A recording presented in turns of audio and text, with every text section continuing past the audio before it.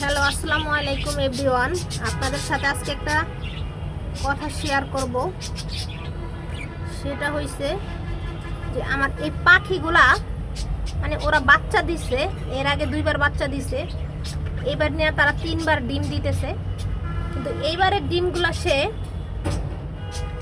এবার ডিমগুলা তারা পারার পর আমারও ভুল আছে এখানে, এই জন্য তারা এরকম করছে। আমি তো প্রথমে বুঝতে পারি নাই, পরে বুঝতে পারছি। দেখেন, মানে 2-3 দিন পর পর একটা করে ডিম পারে, আর সে কি করে ডিমটা খেয়ে ফেলে। তো এটার কারণ ছিল আমার এই যে হাঁড়িটার ভিতরে অনেক ময়লা ছিল। মানে এর আগে যে ডিম দিছে ওই ময়লাগুলো এই হাঁড়িতে ছিল, থাকার কারণে হয়েছে সে এই ডিমগুলাকে ভাঙ্গা এরকম করছে ময়লা দেখা। তো এখন আবার আমি ধুইয়া দিছি হাঁড়িটা, আর দেখেন এখানে হচ্ছে সে এই যে ডিম ভাঙ্গা ফেলছে। প্রত্যেক দিন ডিম ভাঙ্গা ফেলে, এই অবস্থা করে সে। আর ওদের যখন ক্যালসিয়ামের ঘাটতি হয় তখনও তারা এরকম করে।